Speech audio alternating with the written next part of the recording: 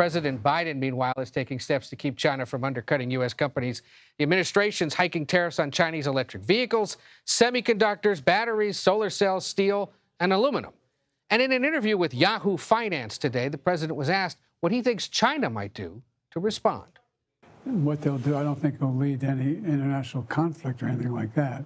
But I think they'll probably try to figure out how they can raise tariffs maybe on products that are unrelated. Nancy Cortez is CBS News chief White House correspondent and joins us from the North Lawn. So, Nancy, what are the economic and political reasons for doing this?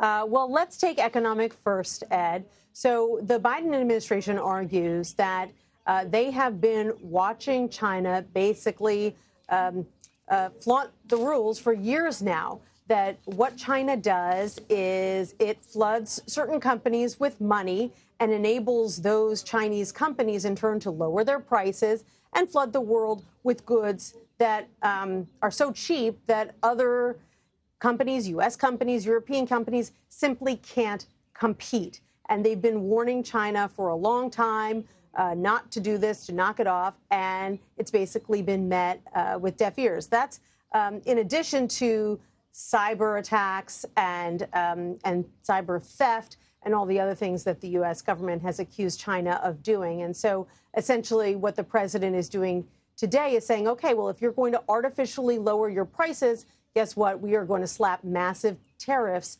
on your goods, basically making it more expensive for Chinese companies to sell goods to the U.S. Now, politically, this is a major about-face for this president who, as you pointed out, criticized President Trump for doing something similar, not exactly the same, back when he was president. He said it would spark a trade war, but now he is embracing these tariffs, partly because it is an election year and big manufacturing states like Pennsylvania, like Wisconsin, like Michigan are states that typically tend to appreciate moves like this. Even if it doesn't mean that there's some huge rush of new manufacturing jobs in those states as a result, it is seen as standing up for U.S. manufacturing. And that was what President Biden said he was doing today. And so bottom line, then, that's the economics, that's the politics of it. What does it mean for the average American consumer? That's a great question. It depends on how China responds. If China, for example, raises its prices to make up for these increased tariffs, it could mean that American consumers pay more for goods than they did before. I asked the U.S. Trade Representative Catherine Tai about that today. Take a look at what she had to say. When Trump hiked tariffs on Chinese goods, it led to some increased prices for U.S. customers. How can you be sure the same thing won't happen again? First of all, I think that link in terms of tariffs to prices has been largely debunked.